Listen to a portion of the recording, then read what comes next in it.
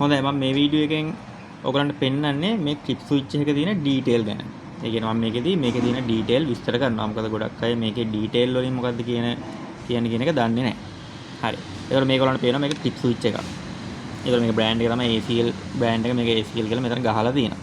එතකොට මුලින්ම මම කියන මේකේ තියෙන පෝල් ගැන මේක 2 පෝල් ක්ලිප් ස්විච් එකක්. අනිවාර්යෙන් ක්ලිප් ස්විච් එක 2 පෝල් තමයි එන්නේ සිංගල් ෆේස් වලට. එතකොට මේක වලට පේනවා මෙතන තියෙනවා 1 කියලා ගහලා තියෙනවා. මෙතන n කියලා ගහලා තියෙනවා. එතකොට මෙතන තියෙනවා 2 කියලා තියෙනවා. මෙතන තියෙනවා n කියලා. එතකොට මේකේ තේරුම තමයි අපි කනෙක්ෂන් එක උඩින් දෙන්න ඕනේ. එතකොට මෙතනට දෙන්න ඕනේ ෆේස් වයර් එක. මෙතන දෙන්න ඕනේ නියුට්‍රල් වයර් එක. ඊට පස්සේ ලයින් එක එළියට ගන්න මෙතනින්. ලයිව් එක මෙතනින් එළියට එනවා. නියුට්‍රල් එක මෙතනින් එළියට එනවා. එතකොට ඒක තමයි මේ උඩ 1n 2n කියලා ගහලා තියෙන්නේ. ඊට පස්සේ මෙතන තියෙන ඩීටේල් ගැන අපි කතා කරමු. මේක තියෙනවා VSR 2P4030 කියලා. ඒතකොට මේක කියන්නේ මේක මොඩල් එක ගැන. එතකොට මේකෙදි 2P කියන්නේ 2 පෝල් කියන එක. ඒ කියන්නේ පෝල් දෙකක් තියෙනවා. මේ තියෙන මේවට තමයි පෝල් කියන්නේ. එතකොට මේක දෙකක් තියෙනවා. මේ දෙපැත්තට මෙහෙම දෙකක් තියෙනවා. ඒක තමයි මේ 2 පෝල් කියන්නේ. පෝල් දෙකක්. ඒක සිංගල් පෝල් කියන එකේදී ඒකට උනට තේරෙන්න ඕනේ මේ එක පෝල් එකයි තියෙන්නේ. ඒ කියන්නේ මේ වගේ එක කෑල්ලක් තමයි සිංගල් පෝල් එකේ තියෙන්නේ. දැන් මේකෙදි මේ කෑල්ල දෙකක් තියෙනවා. ඒ නිසා මේක 2 පෝල් කියලා කියනවා.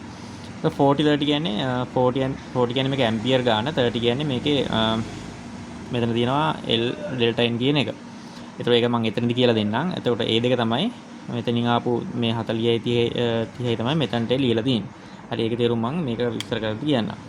හරි ඊළඟට මේක ඩයග්‍රෑම් එකක් දීලා තියෙනවා. ඒ අරකම තමයි දීලා තියෙන්නේ 1යි 2යි කියලා තියෙනවා. නියුට්‍රල් දෙක දීලා තියෙනවා. ඒක කියන්නේ උඩින් කනෙක්ෂන් එක දෙන්න කියලා. ඒතකොට ඒකේ ඩයග්‍රෑම් එක තියෙන්නේ. ඊළඟට තියෙනවා Ln සමානයි 40 ඇම්පියර් නැත්නම් 40 ඇම්පියර් කියලා. මේකේ තේරුම අපිට මේකේ සේෆ්ලි අපිට ඇම්පියර් 40ක් යවන්න පුළුවන් කියන එක. ඒකෙන් කියන්නේ ඇම්පියර් 40 දී මේක ට්‍රිප් වෙනවා කියලා. මේක ඕවර් කරන්ට් එකට මේක ට්‍රිප් වෙන්නේ නැහැ මේක. ඒකට අපි MCB එකක් දාලා ප්‍රොටෙක්ට් කරන්න ඕනේ. මේකේ කියන්නේ ඇම්පියර් 40ක් මේකේ සේෆ්ලි මෙයාට හැන්ඩල් කරන්න පුළුවන් කියලා. ඒ කියන්නේ මේකේ තියෙන ඇතුළේ තියෙන කොයිල් එක තියෙන ඇතුළේ තියෙනනේ මුළු රැවරම ඒවා ඇම්පියර් 40ක් වෙනකන් දරාගෙන ඉන්න පුළුවන්. ඒක තමයි මේකේ කියන්නේ.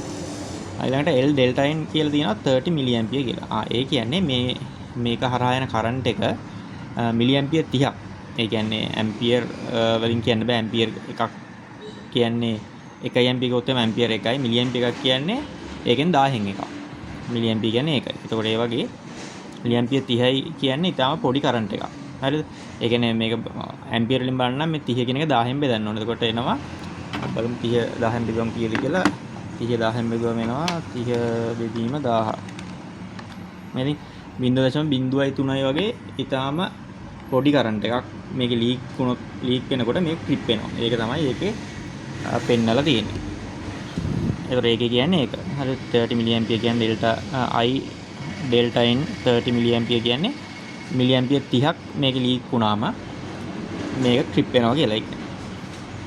ඒකනේ ඒක දීලා තියෙන අපේ ආරක්ෂාවට, يعني මිනිස්සුන්ගේ ආරක්ෂාවට තියෙන අපිට කරන්ට් එක වැදිනකොට ටක් ගාලා විනාඩියකටත් වඩා තප්පරයකට වඩා අඩු කාලෙකින් මේක ට්‍රිප් වෙනවා. ඒක තමයි I ඩෙල්ටා n කියලා තියෙන්නේ. ඊළඟ තියෙනවා INC කියලා. ඒක තියෙනවා 610 ඇම්පියර් කියලා. මේ කියන්නේ මේකේ බ්‍රේකින් කැපැසිටි වගේ එකක්. ඒ කියන්නේ මේක කැඩෙන්නේ නැතුව පුපුරන්නේ නැතුව මේකේ 610 ඇම්පියර් යන්න පුළුවන්. හැබැයි මේකේ තියෙනවා 40 ඇම්පියර් වලට වඩා මේක යන්න බෑ කියලා. කියන්නේ 40 ඇම්පියර් තමයි මේකේ සේෆ්ම එක. හරිද? ඒත් 40 ඇම්පියරකට වඩා යනකොට මේක කැඩෙන්න කරන්න පුළුවන්. ඒත් පුපුරන්නේ නැහැ. පුපුරන්න වගේ වැඩ වෙන්නේ නැහැ. හැබැයි ඇම්පියර් 6000ට වඩා යනකොට මේක පුපුරන්න පුළුවන්. පුපුරන්න පුළුවන්, පිච්චෙන්න පුළුවන්, උණු වෙන්න පුළුවන්, ඒ වගේ වෙන්න පුළුවන්. එතකොට මේකේ අන්නේ බ්‍රේකින් කැපැසිටි තමයි මේ INC කියලා මේකේ දීලා තියෙන්නේ. ඊළඟට තියෙනවා UN කියලා. ඒ කියන්නේ ඒක දීලා තියෙනවා 230V කියලා. ඒ කියන්නේ අපි අපේ ගෙදර වෝල්ටේජ් එක. ඒ කියන්නේ ලංකාවේ වායිතර ගන්න එක නේද? ලංකාවේ තියෙන වෝල්ටේජ් එක තමයි ගෙදරට එන්නේ 230යි වෝල්ටේජ් එක. ඒ වෝල්ට් 230 එක තමයි දැන් දාලා තියෙන්නේ. ඒතර හර්ට්ස් 50 තමයි අපේ පද්ධතිය ගෙදර ගෙවල් වල පද්ධතිය තියෙන සංඛ්‍යාතය. ඒක තමයි හර්ට්ස් 50 කියලා තියෙන්නේ.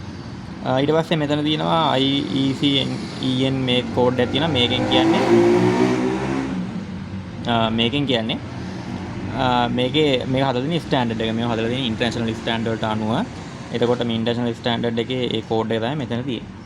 ඊළඟට තව මොනවද මේකේ තියෙන්නේ? හරි. මේකේ තව තියෙනවා ටෙස්ට් රෙගුලරලි ගහලා තියෙනවා. ඒ කියන්නේ මේක මාසෙකට සැරයක්වත් ටෙස්ට් කරන්න ඕනේ.